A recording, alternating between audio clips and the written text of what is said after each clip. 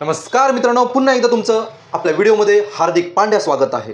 तर आज आपल्याला शिकायचं आहे लॉज ऑफ व्हायब्रेटिंग स्ट्रिंग। एक नवीन कायदा शिकायचा आहे, जो कायदा असणार आहे एक व्हायब्रेटिंग स्ट्रिंग बद्दल। एक स्ट्रिंग घेतली, दोरी घेतली, तार घेतली, त्याला ताणून लावलात आणि त्याला छेडलीत, ड्रुंग ड्रुंग, तर ती व्हायब्रेट व्हायला लागणार। ते व्हायब्रेशनचं फ्रिक्वेन्सी कुठे गेलं? त्या व्हायब्रेशनची फ्रिक्वेन्सी कुठल्या गोष्टीवर डिपेंड असेल, का डिपेंड असेल, आणि तो लॉ प्रूफ पण करणार आहोत। त्यासाठी पहिला लॉ पाहिजे। 3 लॉ आहेत: लेंथ, टेन्शन, मास पर युनिट लेंथ। तुम्हाला लॉ लिहायचा असेल तर हा फॉर्म्युला पाठ पाहिजे। खयचो फॉर्म्युला? पहिलो फर्स्ट लॉ कोणाबद्दल आहे? Length, laws of vibrating length. Okay, बघा आता, fundamental frequency of vibration is inversely proportional to length of the string. Do you got it? Fundamental frequency of vibration inversely proportional to length of the string. If तरच जर T आणि ए हे constant असतील, स्थिर असतील। Okay, बघा, fundamental frequency of vibration, fundamental frequency of vibration is inversely कोणाला proportional आहे? Inversely proportional to length of the string if जर टी आणि एम कॉन्स्टंट ठेवले, if T and M kept constant, या जर दोन गोष्टी कॉन्स्टंट ठेवल्यात तरच डायरेक्टली प्रोपोर्शनल आहे। आता याचा अर्थ काय बघा, इनवर्सली प्रोपोर्शनल आहे। Therefore n is inversely proportional to L, असा तो येणार। याचा मिनिंग असा आहे, जर लेंथ वाढवली फ्रिक्वेन्सी कमी होणार। As length increases, frequency decreases. Okay? As length decreases, length छोटी ठेवली, एवढीशी ठेवली लेंथ, तर ती व्हायब्रेशनची फ्रिक्वेन्सी पण वाढणार। मोठी 2 किलोमीटर तुम्ही दोरी घेतली आणि त्याला व्हायब्रेट करायला स्टार्ट केला तर तो मोठ्याने फडफडणार नाही, त्याची फ्रिक्वेन्सी कमी येणार। आणि ती जर छोटी घेतली, त्याला टुंकन केलं तर त्याची फ्रिक्वेन्सी फडाफड वाजणार। Inversely proportional. Okay, second law हा झाला। त्याच्यानंतर कोण आहे? T, second law. ओके, आता हे परत इंग्लिशमध्ये लिहित नाही मी। Fundamental frequency of vibration is, आता हे काय? Directly proportional to square root of tension in wire, tension on a wire. Fundamental frequency of vibration is directly proportional to square root of tension if L आणि M kept constant. If L and M kept constant, जर हे दोन्ही constant ठेवलेत तर हे directly proportional. याचा अर्थ काय? याचा अर्थ हा, एक दोरी घेतलीत, ती जर जोरात ताणलीत तर जास्त फ्रिक्वेन्सीने व्हायब्रेट होणार, तो फ्रिक्वेन्सी वाढणार। ती दोरी सैल ठेवलीत, खूप कमी ताणलीत, फ्रिक्वेन्सी पण कमी होणार त्याची, कारण डायरेक्टली प्रोपोर्शनल आहे। जेवढी जास्त टेन्शन द्याल तेवढी जास्त फ्रिक्वेन्सी, जेवढं कमी टेन्शन द्याल तेवढं कमी फ्रिक्वेन्सी, पण स्क्वेअर रूट आहे। Remember it. Third law, L झाला, टी झाला, राहिला एम। एम म्हणजे काय? मास पर युनिट लेंथ। एमचा मास आहे लिनियर मास।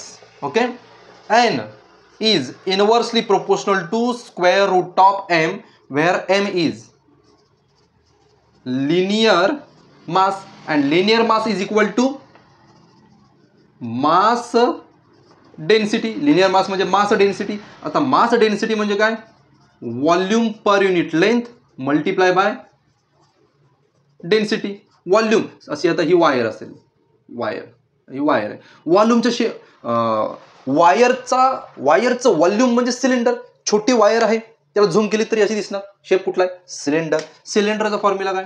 व्हॉल्यूमचा πr² h, पण समजा याची लेंथ एल आहे, L divided by L multiply by density. हां एल कॅन्सल झाले. मग linear mass is equal to काय आलं पाय आर स्क्वेअर आणि डेन्सिटी तो इथं भरतो. Fundamental frequency of vibration directly proportional to square root of pi r square आणि बाहेर कोण आहे density. Frequency of vibration is inversely proportional to बघा आता मिलानो कोणाला इनव्हर्सली प्रोपोर्शनल आहे radius and density if L and T kept constant. याचा अर्थ काय जेवढा मोठा रेडियस इनव्हर्स आहे ना जेवढा मोठा रेडियस तेवढी फ्रिक्वेन्सी ऑफ व्हायब्रेशन कमी. जेवढी बारीक तार ज्याचा रेडियस छोटा तो जोराने फडफडणार डेन्सिटी. जो जास्त जड तो कमी व्हायब्रेट होणार जो हलका तो फास्ट व्हायब्रेट होणार. आणि आपण नॅचरली दररोज बघतो पण तेच आपण प्रूफ केलं. सगळं प्रूफ कशावरून लक्षात ठेवायचं याच्यावरून सगळे लॉ याच्यावरून लक्षात ठेवायचे. हे बघून मी लॉज लिहिलेले आहेत समजलं. हा आहे लॉज ऑफ व्हायब्रेटिंग स्ट्रिंग. आता बघूया sonometer experimental proof of vibrating string. Okay आता हे जे लॉज होते N is equal to 1/2L T upon square रूटमध्ये आहे. तर हे आपलं एक्सपेरिमेंटल प्रूफ करायचं आहे. मित्रांनो जेव्हा मला हे शिकवतो आणि हा एक्सपेरिमेंट मी आठवतो तर मला 2008-9चे दिवस आठवतात. कारण आमच्याकडे ॲक्च्युली प्रॅक्टिकल व्हायचे. आजकाल बऱ्याच कॉलेजमध्ये प्रॅक्टिकल्स होतच नाही नुसतं थेरी. केमिस्ट्री फिजिक्स बायोलॉजी हे 2008, 9, 10, 15 मला वाटतं 2015पर्यंत सगळे एक्सपेरिमेंट कॉलेजमध्ये प्रूफ करून दाखवायचे. पण आता हे कारण आता मार्क्स इम्पॉर्टंट आहेत ना. प्रॅक्टिकलला काय मार्क्स मिळतात इंटरनल भेटतात तुम्हाला. थेरीसाठी जास्त प्रयत्न असतात रट्टा मारणे पाठांतर करणे. आता ह्या रट्टा मारण्याच्या युगात हे प्रॅक्टिकलचं नॉलेजच राहिलं नाही आहे. पण आमच्या वेळी मुलांना यूट्यूब तर नव्हतं. सगळं जे नॉलेज असेल ते पुस्तक वाचूनच मिळवायचं. आणि एक्सपेरिमेंटल तो एक्सपेरिमेंट अजूनसुद्धा आठवतो. आता हा एक्सपेरिमेंट काय होता एक टेबल होता अजूनसुद्धा आठवते जरा ब्लर आठवते. टेबल होता त्याच्यावर हा ठोकळा होता आणि इथे एक ठोकळा छोटेसे ब्लॉक होते आणि त्याच्यामध्ये याला ब्रिज म्हणायचो. ह्याला ब्रिजवरती अशी तार बांधून ठेवायची आणि इथे एका साईडला वजन अटॅच केलेलं असायचं. अजूनसुद्धा आठवतंय आम्ही 5-5च्या ग्रुपने हा एक्सपेरिमेंट करायचो. सरांचं लक्ष नसलं की तारमध्ये टुंग टुंग टाइमपास करायचो. आणि त्याचा तोटा एवढा झाला की हा एक्सपेरिमेंट का केला हे आम्हाला शेवटपर्यंत समजलं नाही. एक्सपेरिमेंट केला व्हॅल्यू काढल्या आन्सरसुद्धा काढलं पण हा एक्सपेरिमेंट करायचाच का कशासाठी हे आम्हाला त्यावेळी बिलकुल बाकीच्यांचं माहीत नाही पण मला तरी समजलं नव्हतं. कदाचित बाकीच्यांना समजलं असेल पण मला बिलकुल समजलं नव्हतं.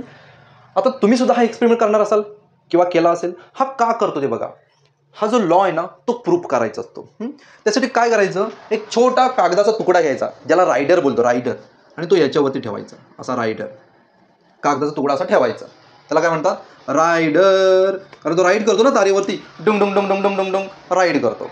ओके तुम्हाला आता फर्स्ट लॉ प्रूफ करायचा N is inversely proportional to L. हा पहिला लॉ प्रूफ करायचा आहे. त्यासाठी काय घ्यायचं टेन्शन टी म्हणजे इथलं वजन चेंज करायचं नाही. एम ही वायर चेंज करायची नाही. या दोन गोष्टी चेंज करायच्या. मग काय चेंज करायचं लेंथ चेंज करत बसायचं. पहिलं काय करायचं ट्युनिंग फॉर्क घ्यायचा. Tuning fork do you know what is my tuning fork. असा त्रिशूल असतो. त्रिशूल तुमच्या टीचरने घेतला असेल त्रिशूल रबर वापरला असेल टुंग टुंग असा व्हायब्रेट होत असेल. ओके तो वेगवेगळ्या फ्रिक्वेन्सीचा घ्यायचा N1 N2 N3 अशी वेगवेगळी फ्रिक्वेन्सी असते. आपटायचा इथं पकडायचा आणि हा रायडर पडतोय का बघायचा. नाही पडला दुसरा घ्यायचा ट्युनिंग फॉर्क. याला म्हणतात ट्युनिंग फॉर्क म्हणायचं. ओके नाही पडला दुसरा घेतला याच्यापेक्षा जास्त फ्रिक्वेन्सीवाला असेल टुंग रायडर पडतो काय बघायचा. ज्या फ्रिक्वेन्सीला तो रायडर पडेल ती या वायरची फ्रिक्वेन्सी असणार रेझोनन्स इफेक्ट.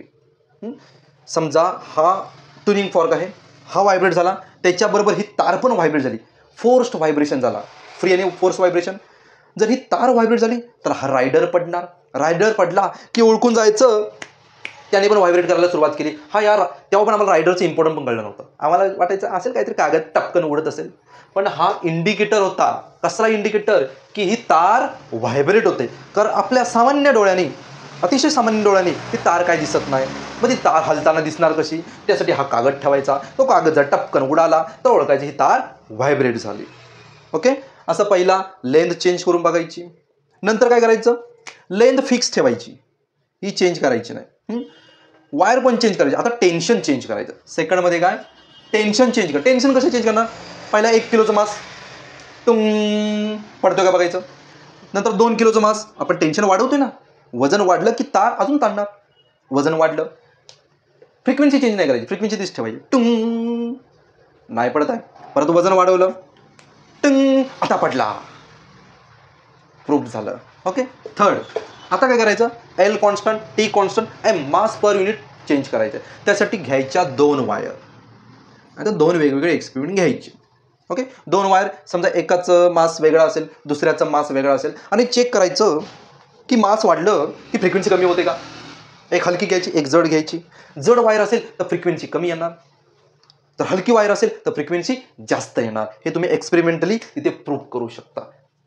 एक्सपेरिमेंट झाला नसेल तर आवडीने करा. ह्या लहानपणीच्या आठवणी, सॉरी कॉलेजच्या आठवणी असतात, जे आमच्या एवढं वय झाल्यावर तुम्हाला नक्की आठवतील आणि तुमच्या डोळ्यातून पाणी येईल. तो क्षण तुम्ही टिपून घ्या. तुम्हाला तर क्षण तो टिपायला कॅमेरा आहे. आमच्यावेळी कॅमेरे पण नव्हते. फोटो काढून ठेवा. 10 वर्षांनी नक्की तुम्हाला आठवतील. तोपर्यंत गुड बाय.